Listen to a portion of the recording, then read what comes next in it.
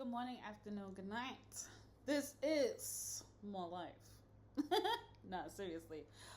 Okay, so it is 24 hours since my video about Shamea and Porsha, and I have been able to watch Monday Night Live with Carlos King, Dustin, Blue, and Claudia.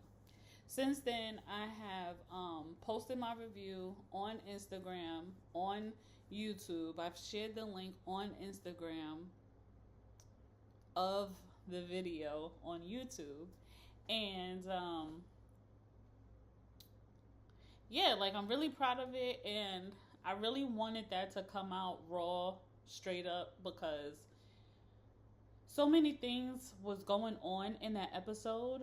I just wanted to get all of the stuff out before they could say it. And so, Blue, if you saw it, or if you saw my post on Instagram and I didn't tag you, is because I don't know your tag. And so, hopefully, if your people's got it, they'll share it with you. Carlos, if you got it, holla at me. I could review some shows with you too. But today, I wanted to do it a little bit more.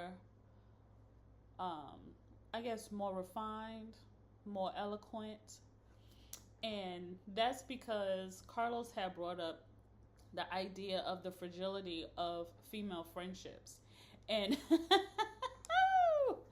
boy, I know the fragility of female friendships. And it's no shade to my friends in the past or anything like that. It's just that, ironically, this show is like the thread of my adulthood when it comes to dealing with women and female dynamics. Now, when I was a kid, I had something like an after school program, something like a rites of passage program that allowed me to define who I was. So having that foundation of that particular program to help me at least think about myself or have this different level of awareness for myself and the relationships that I wanted to have, the way that I wanted to show up in the world, the type of life that I wanted to live, that this show and that program have served a very good baseline foundation to who I am today. And TV in general, when it comes to even the way that I tell jokes, the shows that I like to watch, has helped shape me for who I am. Almost like Abbott from Community. Like when I started watching Community, boy oh boy. But this show in particular, coming out in 2008, the first episode came out in 2008. Yes, I did my research today and I have my notes, so I got some things for us. But having this show come out in 2008, that's also the year that I graduated high school, and the episode itself came out the year that I graduated college. So, not graduated college. I never graduated college. But the first year that I attended college. So, yeah.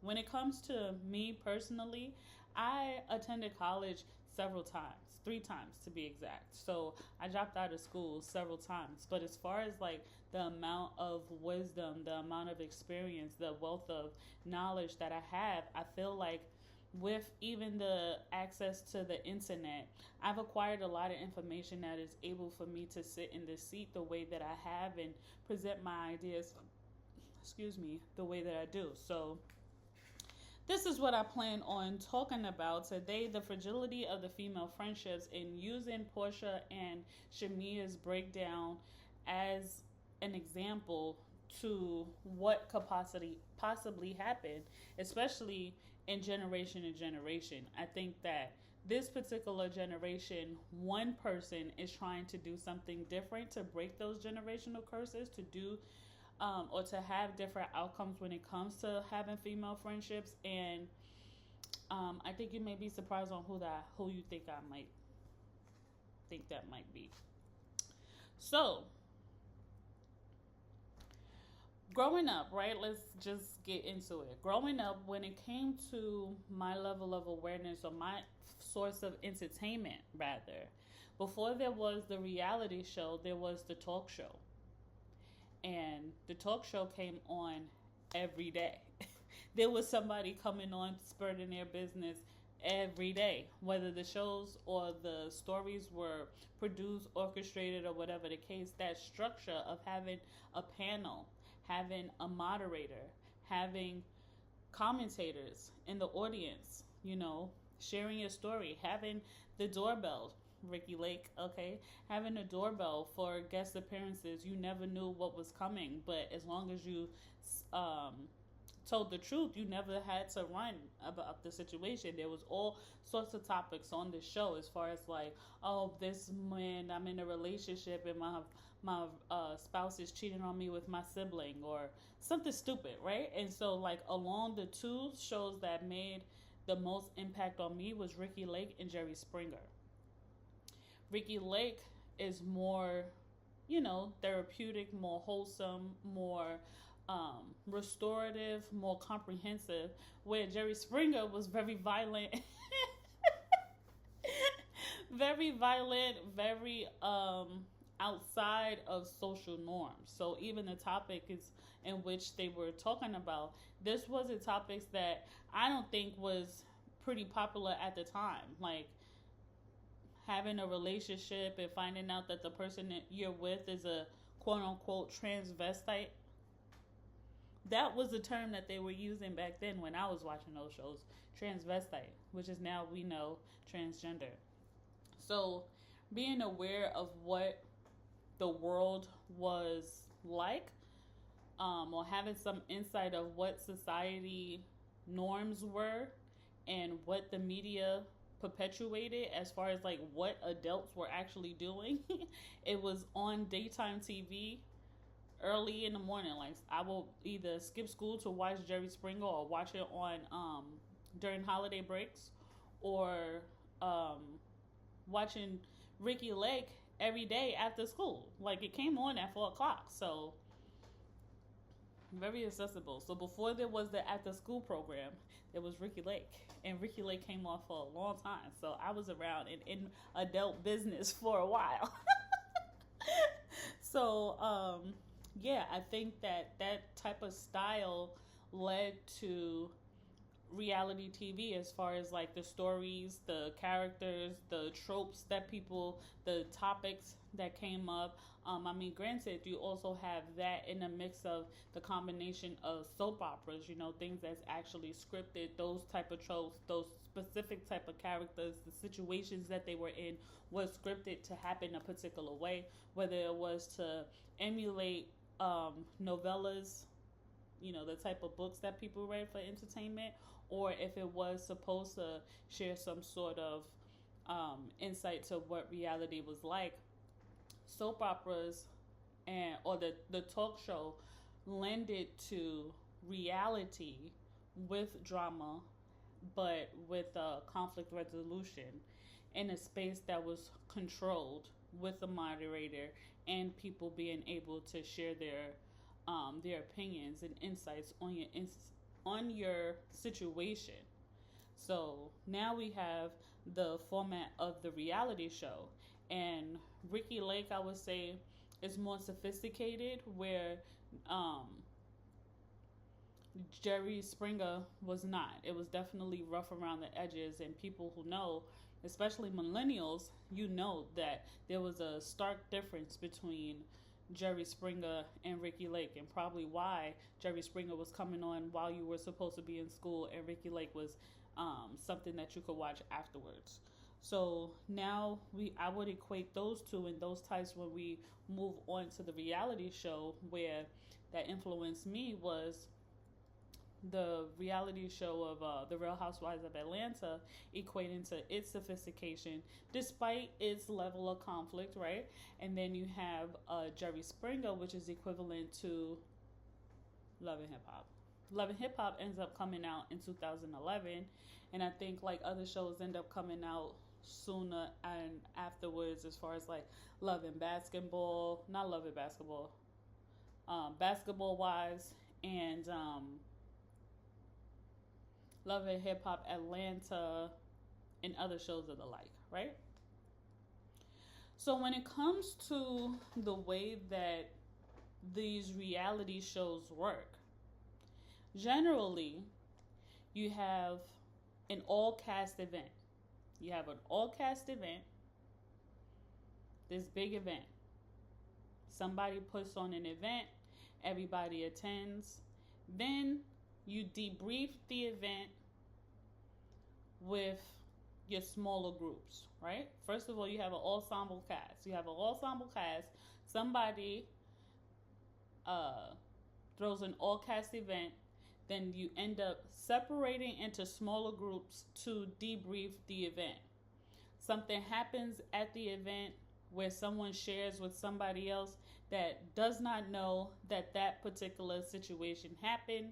You're sharing it in a way that is more intimate, so you may even be venting, right? You could even be possibly criticizing the host.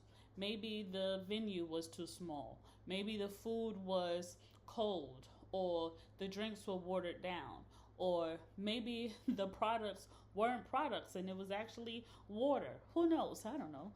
But there's an all cast event, and then you debrief, and then there's like shade happening in these smaller situations.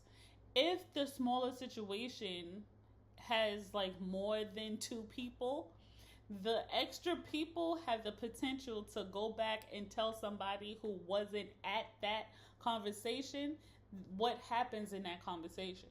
A lot of times when you're in smaller groups, you assume that what happens here stays here. But that doesn't happen all the time. Sometimes it gets somewhere else, right?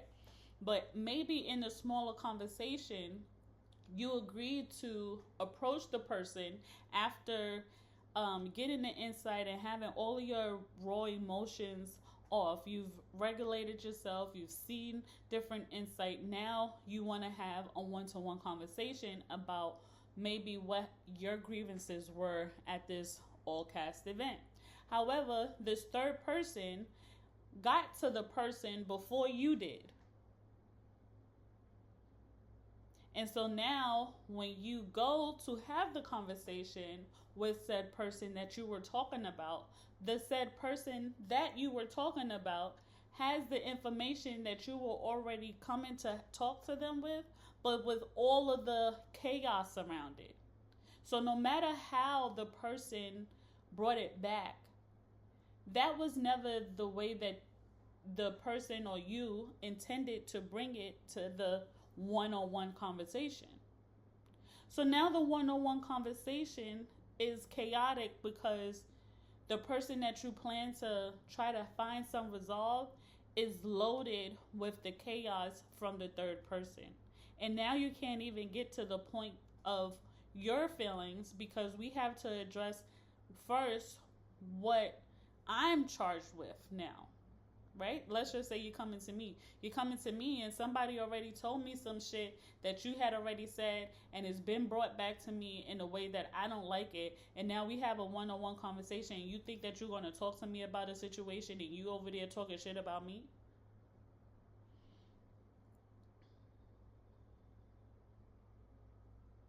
So essentially, what I described to you is what happened on season 16 with Shamea and the Vault. Dun, dun, dun, dun. In the Vault, they have the dinner. And sure, this is when things with Brit Edie goes left, right? Season 16, let's rewind it back a little bit. Okay? The show had been on hiatus. It is Sweet 16 with no Nene. So how sweet could it actually be? But whatever. It's not the point. Porsha is coming back, and the comeback has also been bittered down because the idea of Sweet 16 initially was Pusha P, Big P Willie, coming back with her husband that she allegedly stole from somebody else. We're going to talk about that in this conversation as well. She was supposed to come back with the husband and the extravagant lifestyle that we had saw on Instagram. Now their relationship was announced on Instagram.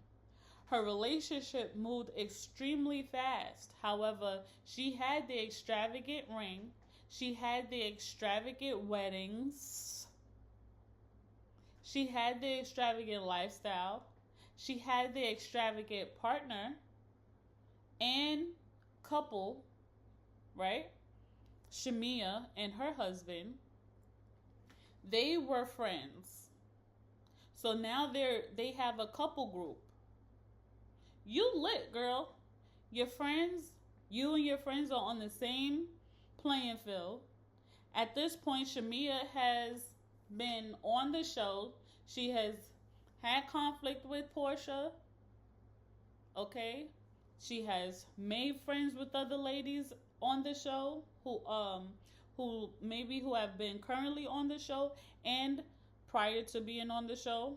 Okay, she has some footing on in the establishment, right? In this particular franchise. So now she, after several years of being offered a peach and denying it for whatever reason at the time, we don't know at the time, but after denying it, she finally gets it, and Porsha is going through another divorce. And I say another because it's coincidental as far as the timeline. I'm gonna stick to the episode season 16 at the vault first, and then we're gonna rewind. So I'm gonna get to that. So now we fast forward, and Porsha is going through the divorce, but before the season actually starts, the mess around Porsha, her divorce, and her ex-husband is unraveling on social media because of him. Okay? Porsha's first divorce happened, and either she found out on Twitter or we found out on Twitter, whether she told us or he told us, that their relationship had been over and that he had locked her out of the house. So now fast forward to this divorce happening. A lot of the slander is going on the internet again. Along with the political climate leads to her husband being deported. So now she is actually alone in this process. I'll just stop there because that was a lot. Okay? So the way that season 16 was originally supposed to be rolled out has to be rerouted. The head peach in charge is on an island on their own, dealing with their own things that are bigger than this show. Okay, so now we have Shamea, who could serve as actually the centerpiece for the group, especially the newcomers who are coming in for the renewal of this Sweet 16 or the debut of this Sweet 16. Now the vote. Angela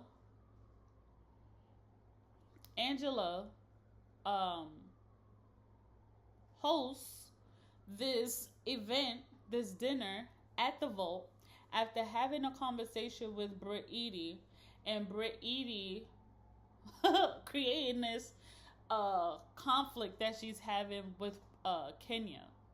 So Kenya, being Kenya, instead of wearing all black to the vote, she wears money green. Oh, what? You're supposed to what? I didn't know. Oh, what? So, okay, we're pulling the shenanigans again. Kenya is still going to do what she wants to do, and nobody's going to tell her what to do. Okay, fine. All right, fine. It's giving, her being late at the sleepover party, at the pillow talk party, but whatever. We're not talking about that, whatever. So, yeah, so now,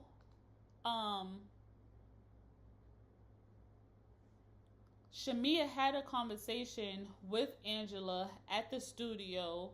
Um, oh no, I'm sorry, I'm jumping ahead. Let's stick to the vault. The vault happens, and Shamea is showing her song to everybody. And at this time, Shamea is sitting directly across from Porsha.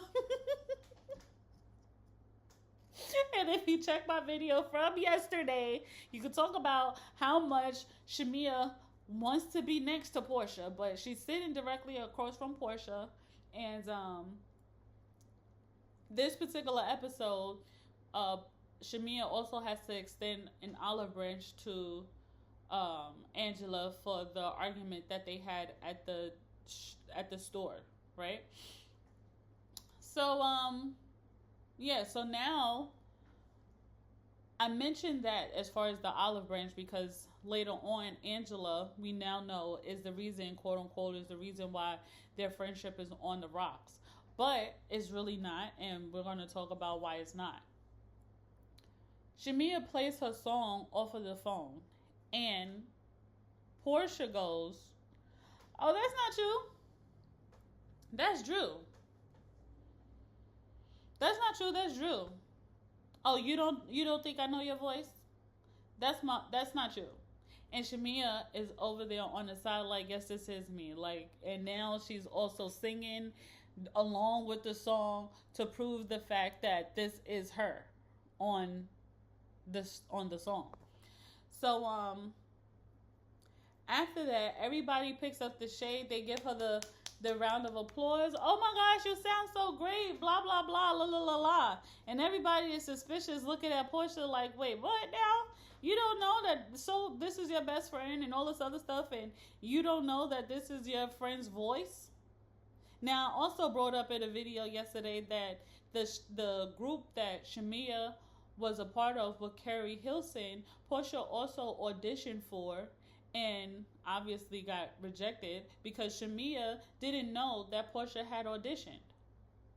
Now, with them being friends for all this time, Shamea made the group, which means she had to have had auditioned. And with them being friends and in the midst of their friendship not getting together and breaking up, getting back together and breaking up, Shamea doesn't know by the time she's a full grown adult and they have full blown broken up and divorced or whatever, that Porsha had auditioned for the same group. So this idea that Porsha is throwing shade on a song that Shamea is singing that was produced or written but is somehow involved with an Atlanta great, an R&B legend, RL from the group Next. Yeah. Okay. So now let's go to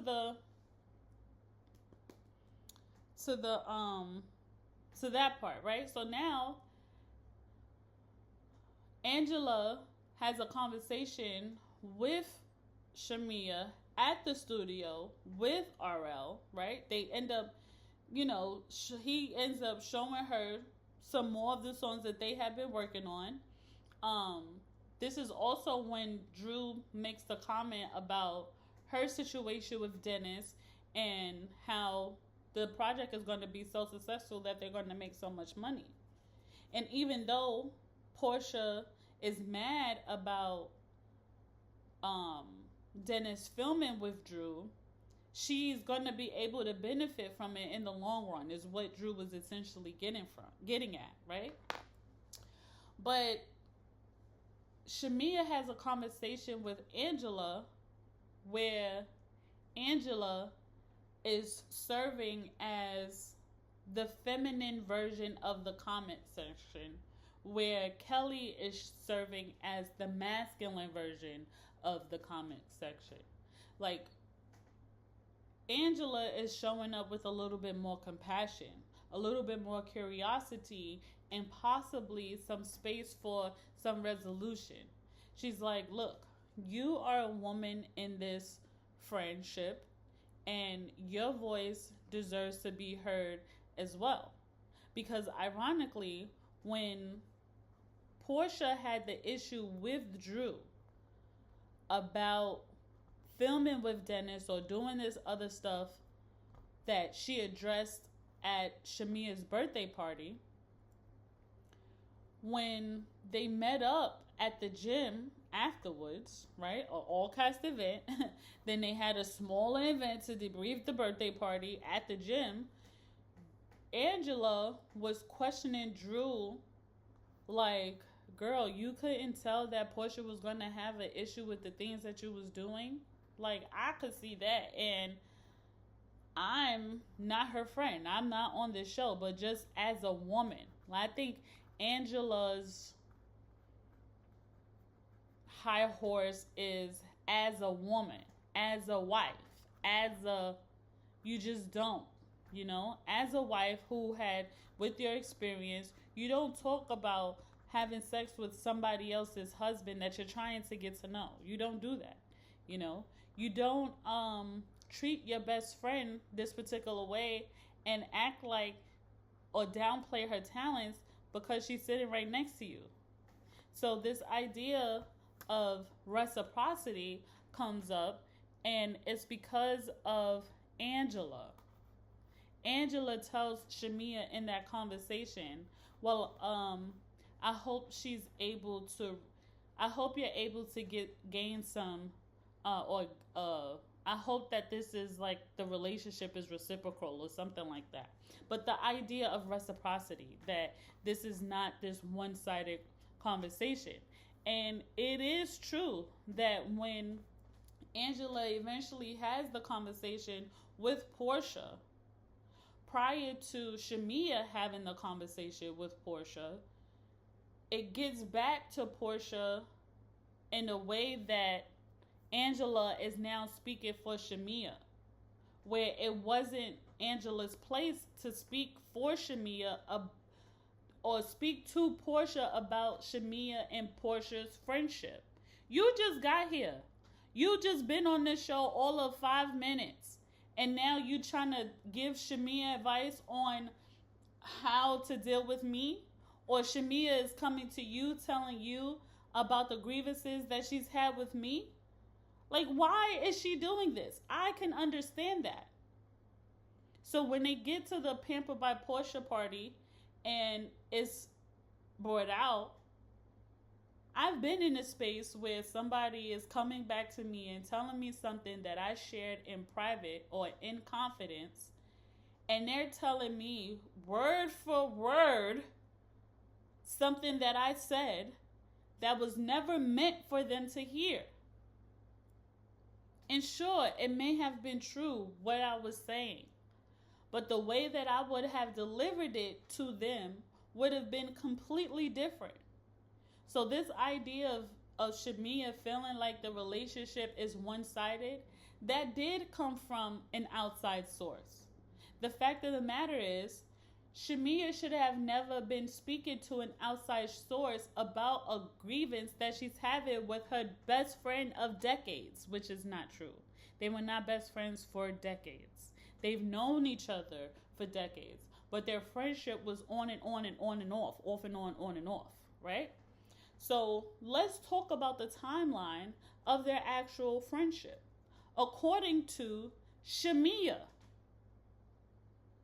and this is coming from the Carlos King interview that she had with him. Now, Mama Morton and Mama Diane were friends. They both have daughters. They both are entrepreneurs, right? They both are entrepreneurs in Georgia. Now, are they specifically in Atlanta? I don't know, because I don't know the geography and I didn't go hit boots on the ground to conduct this research. But this is information that's already out in the ether, right? And you could assume, because obviously, but they are friends, they have daughters, they're entrepreneurs in the state of Georgia. We know that Porsha's father is Hosea Williams Jr.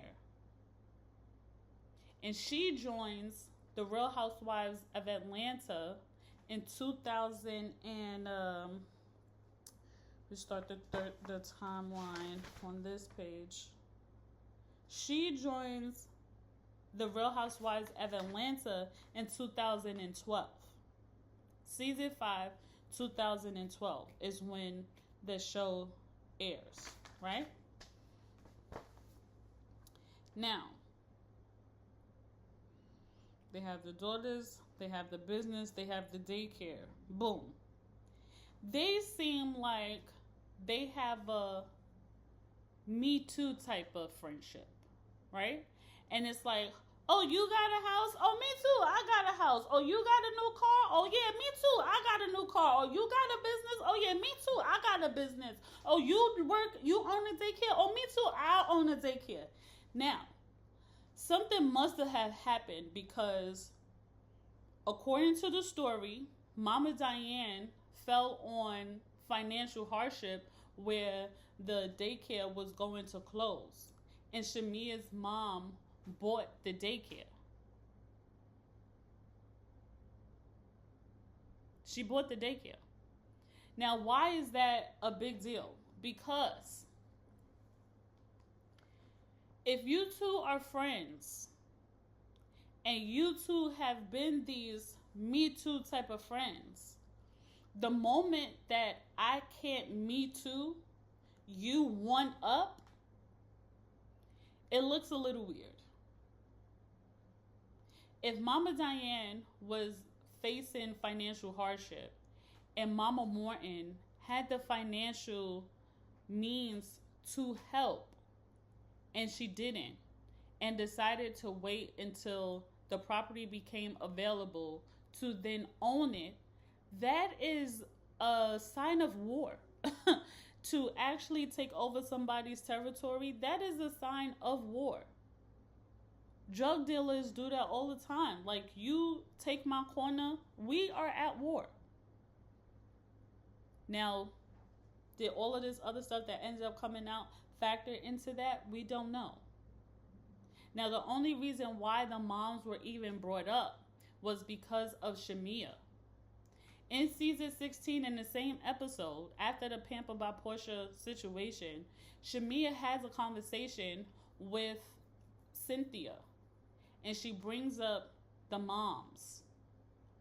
Because off camera, Porsha has a conversation with Shamea, or maybe it was on air. I can't remember because I didn't watch the whole, because I was skimming through the last season.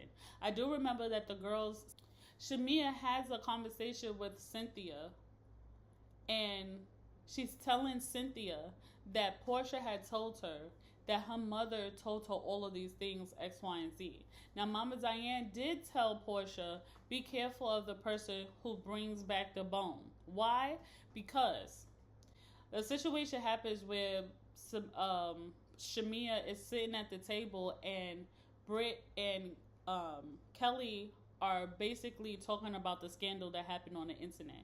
And the way that the way that Shamea brought it back to Porsha, it sounded a little inflammatory, but when Porsha had a conversation with Kelly, she downplayed it.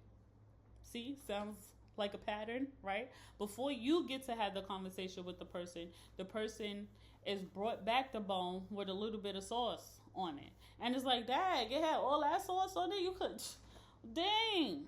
Now, you don't want a bone with sauce on it. You want a dry bone. So, anyway, when she spoke to Kelly, she ends up backtracking, and it doesn't sound as harsh as Shamea brought it.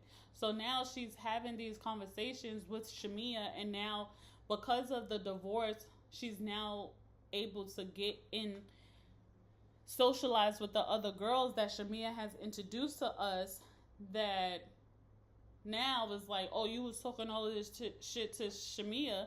Shamea felt like she had to defend me in these conversations. She's telling me that y'all are saying all of these things about me, but when I come and speak to y'all are whispering, practically. Y'all cop it, please. So what is actually happening?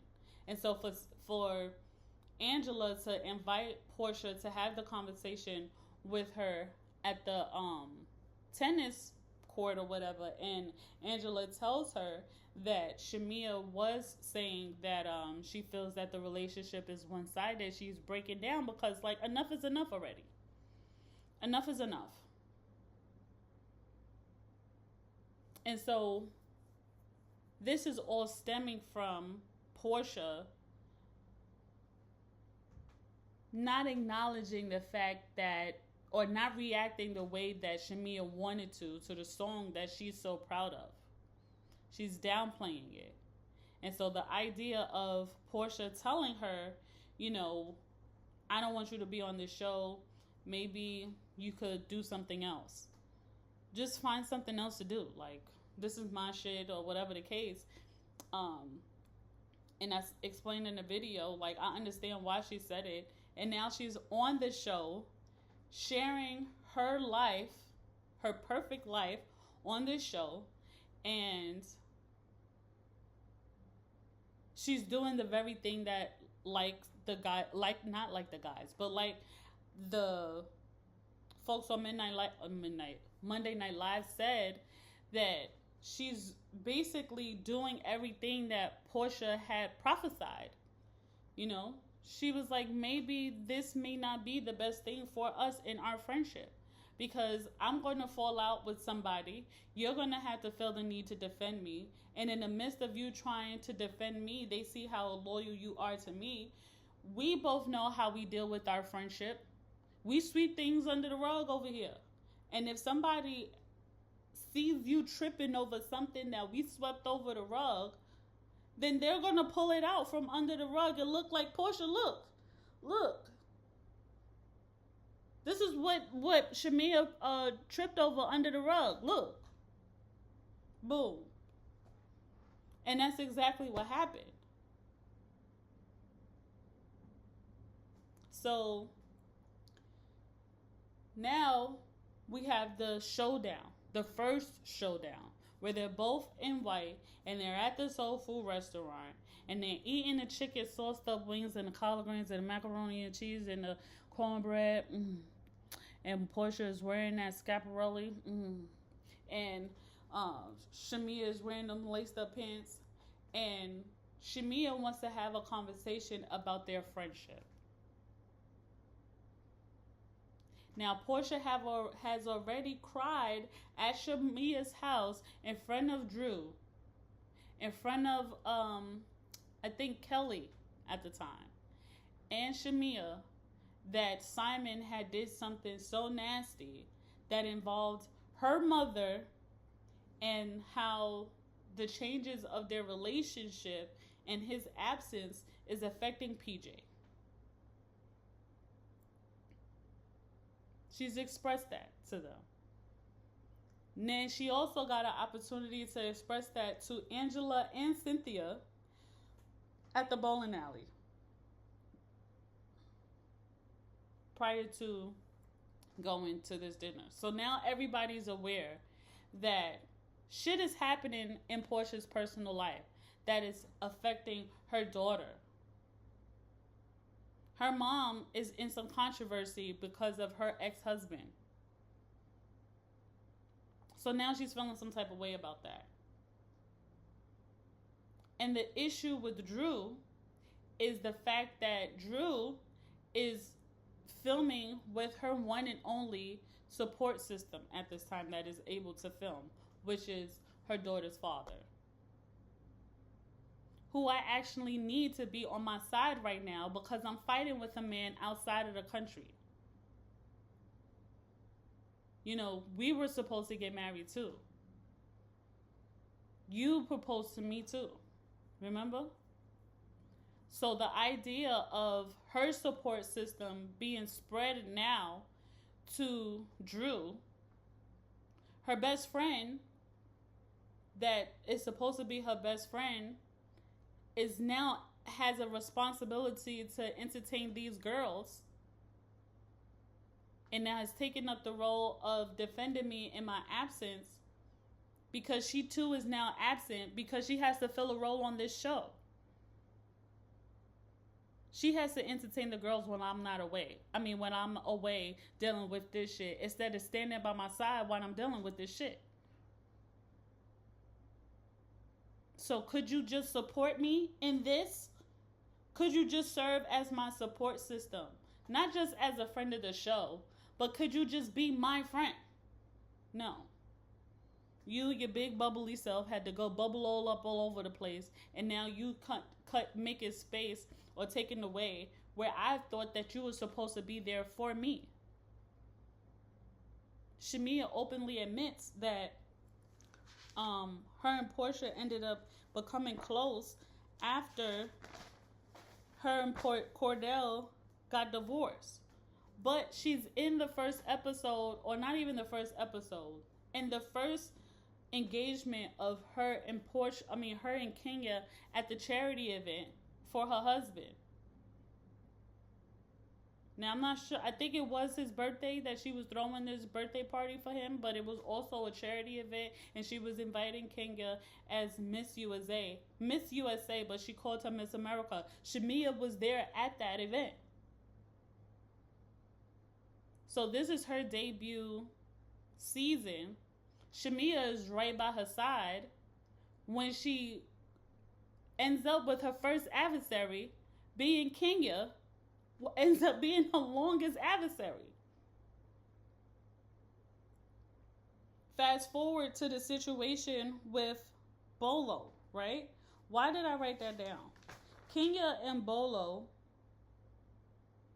the moms fall out because of business, shadow side of women. Right. Could have been there something, and now, okay, so the shadow side of women. The shadow side of women always ends up being some revenge through sex. It always ends up being some scandalous situation that's through sex, because we are not taught in society to articulate our feelings when we are hurt. We are not taught that when we have conversations about the things that hurt us could actually get resolved. That is a hard lesson that women or that little girls learn, maybe through essay, because there are a lot of women who were essayed, who kept things inside, who then internalized it and then alchemized the activity of having sex to then use sex to empower them. If you ever watched American Gods, that's exactly what the lady who is actually portraying Oshun as. This woman who is a escort, but uses her powers to be vengeful towards her Johns. So the shadow side of women who naturally show up in the feminine would weaponize their sensuality. And I think that may be connected to Lilith, but that's a conversation for another time. I bring that up because of the situation that happened with Kenya and Porsha. Kenya and Porsha, in the season that Fallon is introduced to the show, coincidentally, goes on this trip, and they are celebrating Cynthia's bachelor party for her marriage to Mike Hill. And Candy invites Bolo as the stripper. There's rumors that Porsha might have had sex with the stripper, along with another woman on the show who was in a relationship at the time. So this hanky-panky situation and Kenya outing this situation, forcing Porsha to defend herself, to not be sex shamed, just before her and Kenya were cool. Her and Kenya were cool.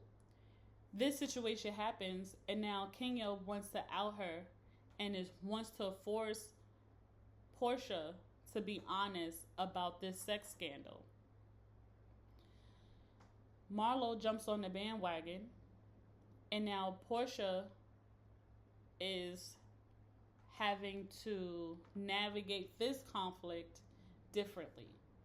So she's not beating Kenya's ass or dragging her on the floor like she did in the last time. She's not. She's navigating it in a way that's going to keep her job, because she has things to lose now. Could Porsha also be denying and being inconspicuous about this situation because there was also conversations happening with Simon at this time. Now, this is me speculating because Fallon, we know, wasn't technically her friend. Fallon did not stay in the house. She stayed adjacent to the house. And that could have been because Simon didn't trust her in a house with strippers and a whole bunch of single women. So there was some, discernment there as far as like maybe don't play this too close. But long story short, the idea or the coincidence that Porsha fell out because of a sex scandal with Kenya, and they were friends at the time. Anyway, allegedly there was some sex scandal that came out because of Shamea. Now we only know that something happened with the moms, or introducing of the moms was because of Shamea, because allegedly Porsha had told her all of the stuff that Mama Diane was saying to her. So now Porsha gets divorced, and they end up becoming super close during this divorce. Her first divorce, Porsha's first divorce. Fast forward to the second divorce, where, and in between this time, Shamea had been pursued to be a full-time housewife multiple times. And allegedly, Porsha told her, maybe this is not the best thing for us to do as friends. Fast forward to now, she's experiencing another divorce after just kikiing with her best friend and being her ride or die couple partner. Now, you're telling me that you feel one-sided in our friendship, and I have to find out from somebody else. And now when we have the one-on-one conversation, the issue is no longer about the song in the vault. It's about our whole friendship.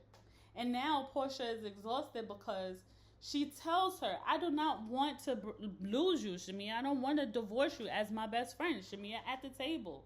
Shamea keeps going on about her friendship. And now she's forcing to clean up all of the stuff that they have been sweeping underneath the rug. But to Shamea's own admission, they had talked about a lot of the stuff that these girls had an issue with in the first place. So the fact that the stuff had already been cleaned up, but now you're being asked about it, instead of making the boundary, like, look, I'm not talking about you about Porsha, she falls into the trap because everybody witnessed the whole, oh, that's not you, that's somebody else. And so there's no way that what Shamea had probably experienced in the past, Porsha could run away from, because everybody was there and they witnessed it all at the same time.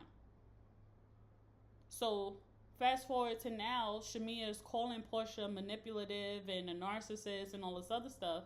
And like I said in the last video, and like they said on the Monday Night Live show, Porsha is a better reality star. Where the whole time Shamea is begging for her friend, Porsha has to also be the reality star.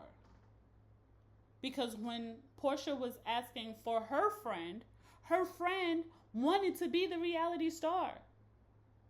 So the same way that things shifted with Chrissy and Yandy on Love and Hip Hop, when Yandy was first an employee of Jim Jones, right? But she also served as a executive producer on the show that probably came from Chrissy's brainchild. But Yandy's mentor was able to make it happen. When the conflict happened between Yandy when Yandy decided to, hang up her executive cap and become a cast member, that's when shit hit the fan with Chrissy, and things shifted for the Love and Hip Hop New York show. Same thing that happened here. I lost my friend to the reality show, and she's supposed to be the centerpiece of my show? Are you kidding me? I'm going through the divorce, and my friend has to now be the friend to everybody else as opposed to supporting me.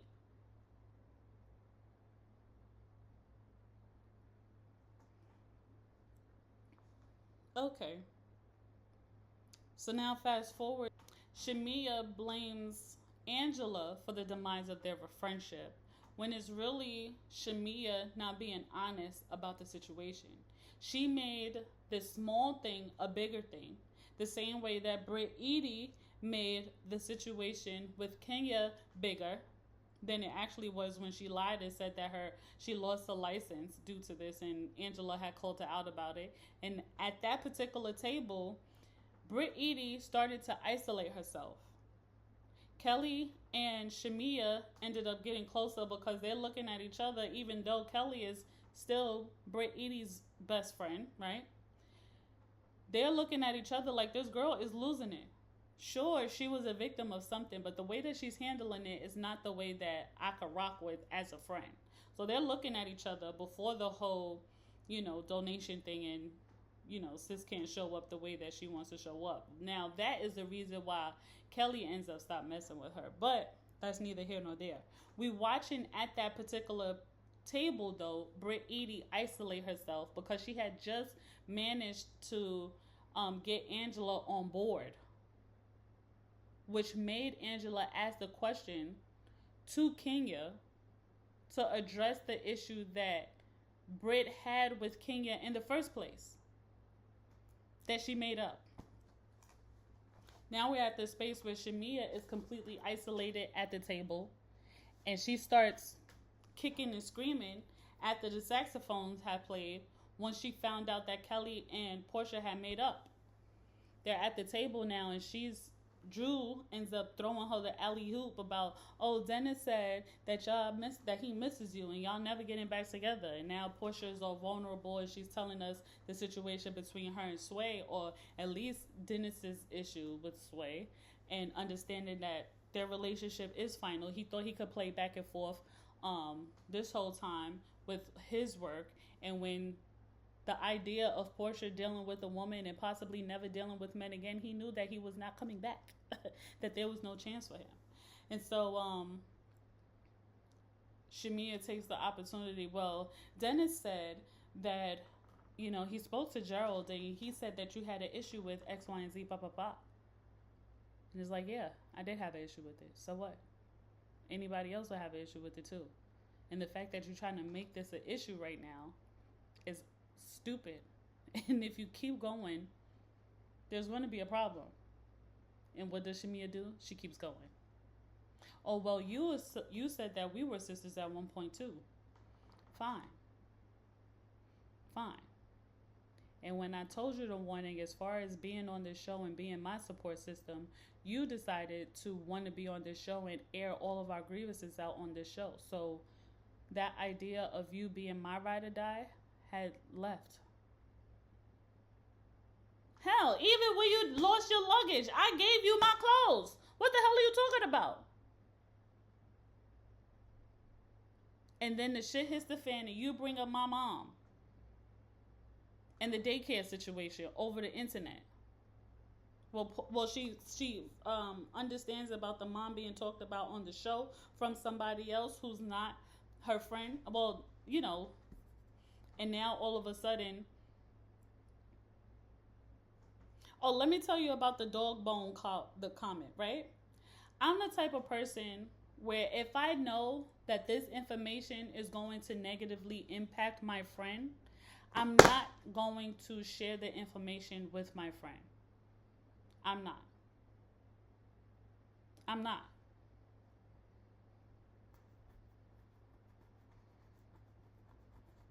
And when the situation comes back to my friend, in the event that it does come back, I didn't find out that this is snap, blah, blah, blah, blah. Let them tell you what I said.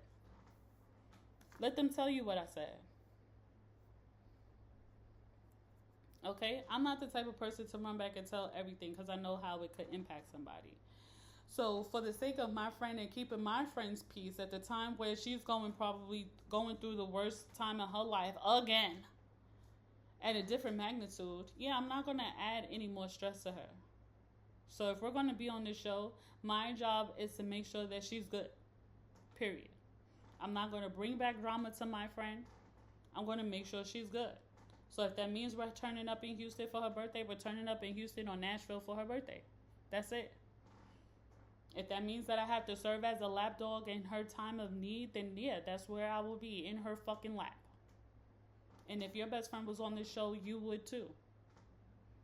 But Shamea didn't have that because she had all of these other grievances that she wanted to talk about, but she couldn't, and only had the courage, the same way that like people are accusing people in relationships. They bring on their husbands on the show to set them up and leave them. Right? If you're in a toxic marriage, you put the toxicity on the platform, let other people fight your battles, and then you flush it down the toilet. Right, Mel? No shade. Because in a narcissistic relationship, you do need witnesses. But in this situation, y'all both were not addressing situations directly. And Shamea, you turned in the cameras so that you could use that as evidence. And trying to garner an audience to make Porsha look like the bad guy. But what Porsha is not going to do is sacrifice the bag. For you, for no man, for no money, for nobody. Okay? She is not going to sacrifice the bag. So, unfortunately, this is where they are. And the question still lies. What happens to Shamea after this? Does she evolve to be the ultimate housewife? Or does she go back to her true, authentic self in a more evolved way? Being more direct, sure, because you do have that in you. But being honest with your feelings, or making decisions in a way that isn't going to force you to feel bad for denying yourself later on. You know, don't get mad at her because you made the wrong decision for yourself. You could have made a different decision for yourself, and you can't blame nobody for yourself about that. Trust me, I know, especially when it comes to gossip. Like I said, there's nothing like hearing some shit that you said verbatim from somebody else's mouth that you was not intending on hearing it from. So, yeah. Well, for all of the girlfriends that are out there, I hope you learn to empower each other and not compete with each other. Learn to have compassion for each other, empathy for each other. Allow each other to show up as your true, authentic selves, and be able to hold each other accountable in a way that is loving, and also in a way that your sister could receive it. Because if you're screaming and barking at them or judging them with your nose in the air like your shit doesn't stink, then nobody wants to receive that because I'm smelling your shit as you're trying to ignore it. Yeah, we know you farted. We heard you. So, continue to be graceful with each other and stay in peace, not pieces, in the word of Iyanla Vanzant. Bye, girls. Be better, not bitter.